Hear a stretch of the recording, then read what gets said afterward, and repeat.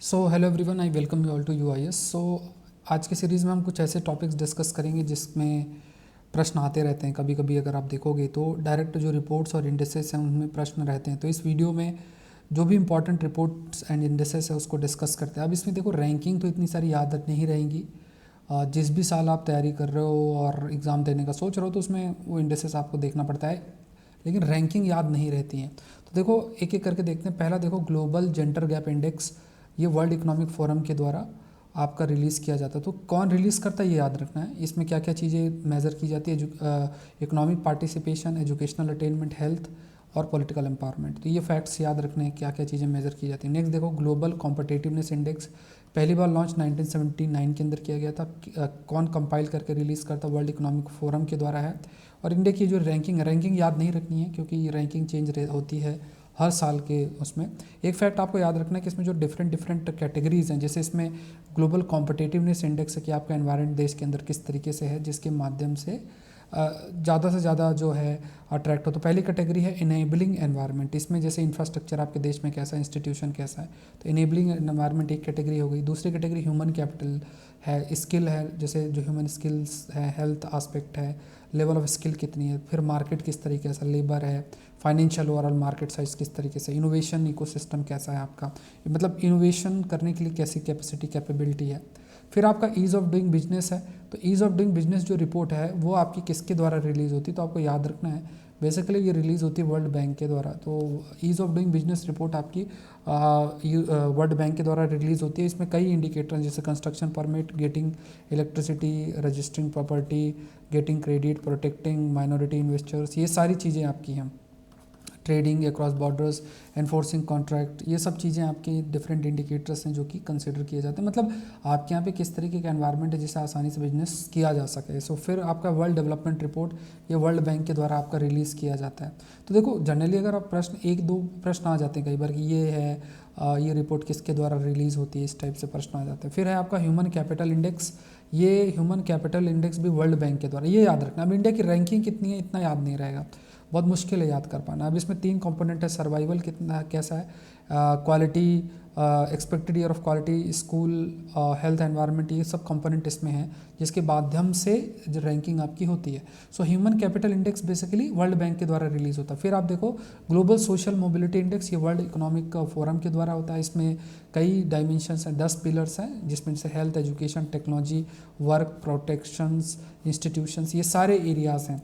तो जैसे एक जगह से दूसरी जगह कोई मूव करता है, ये किस तरह की कंडीशंस है जिस वजह से मूव करता है, तो वो सारे डायमेंशंस डिफरेंट पिलर्स में इसमें इंक्लूड किए गए, चाहे हेल्थ हो, एजुकेशन हो, टेक्नोलॉजी हो, सारे पिलर्स आपको याद रखना। फिर आपको ग्लोबल रिस्क रिपोर्ट है, ये कौन रिलीज़ करता है, ये इंपॉर्टेंट है, वर्ल्ड इकोनॉमिक फोरम के द्वारा है। तो इसमें क्या क्या अलग अलग डिफरेंट डिजास्टर्स हैं, natural disaster, biodiversity loss, different different जो डिजास्टर हैं वो किस तरीके से इम्पैक्ट डाल सकते हैं, तो वो सारी चीज़ें हैं। सो ग्लोबल रिस्क रिपोर्ट 2000 मतलब ग्लोबल रिस्क रिपोर्ट जो आपकी रिलीज़ हुई है वो वर्ल्ड इकोनॉमिक फोरम के द्वारा रिलीज़ आपकी की जाती है। तो डिफरेंट डिफरेंट कैसे जो है ये डिज़ास्टर हैं अलग अलग जो अफेक्ट कर सकते हैं वो इसमें आपके काउंट किए जाते हैं। फिर आपका world travel and tourism competitive index, ये भी वर्ल्ड इकोनॉमिक फोरम के द्वारा रिलीज़ की जाती है। ग्लोबल एनर्जी ट्रांजिशन इंडेक्स, ये भी वर्ल्ड इकोनॉमिक फोरम के द्वारा रिलीज़ होती है। इसमें शॉर्ट में दो दो पॉइंट्स आप लिख लो।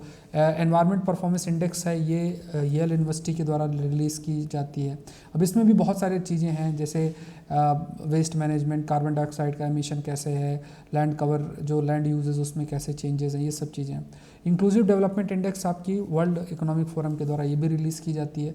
इसमें growth, development, inclusion, intergenerational equity, मतलब जो एक जनरेशन, जैसे हम इस जनरेशन से हमारी जो नेक्स्ट जनरेशन है, तो उसमें ऐसा तो नहीं कि रिसोर्सेज हम ही सारा इस्तेमाल किए ले रहे हैं। तो ये देखना, inclusive development index world economic forum से रिलीज़ होती है। Global manufacturing index world economic forum से आपकी रिलीज़ की जाती है। तो इसमें कई कैटेगरीज हैं, जैसे लीडिंग है, उसमें वो कंट्रीज़ हैं जो कि आप कह सकते हैं कि अच्छे हैं मैन्युफैक्चरिंग सेक्टर्स के, हाई लेवल रेडीनेस है फ्यूचर के लिए, हाई पोटेंशियल जिनमें पोटेंशियल एग्जिस्ट करता है, लेगेसी जो पहले से ही काफ़ी आप कह सकते हैं स्ट्रॉन्ग बेस है और अच्छा कर सकता है, और नेसेंट मतलब अभी इनिशियल स्टेज में है, धीरे धीरे मैन्युफैक्चरिंग सेक्टर आपके डेवलप हुई। World economic outlook basically IMF के द्वारा रिलीज़ किया जाता है, इंटरनेशनल जो मॉनेटरी फंड है उसके द्वारा रिलीज़ की जाती है।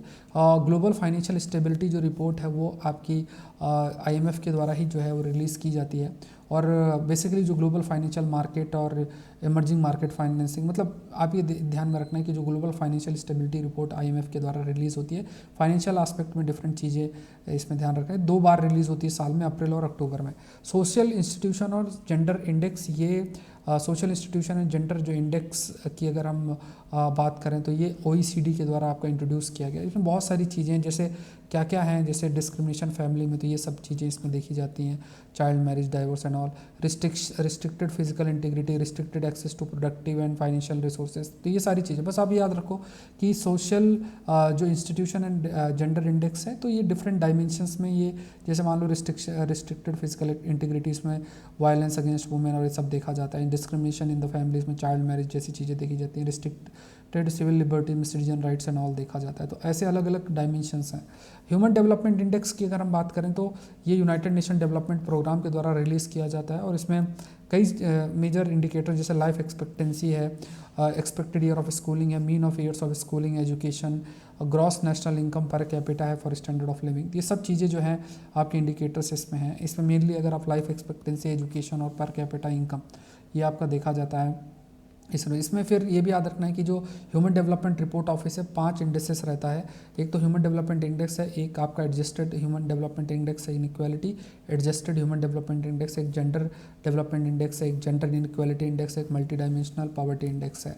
और जो मल्टी डायमेंशनल पॉवर्टी इंडेक्स की अगर देखा जाए पॉवर्टी से, तो इसमें health aspect, education, living standard, इसमें अगर आप देखोगे तो इसमें न्यूट्रिशनल आस्पेक्ट, चाइल्ड मोर्टेलिटी ये हेल्थ में आ गया, year of schooling, school attendance, education में, लिविंग स्टैंडर्ड में आपको कुकिंग, फ्यूल, सैनिटेशन, आपका drinking water, electricity, housing assets, ये सब चीज़ें आपकी आ जाती हैं।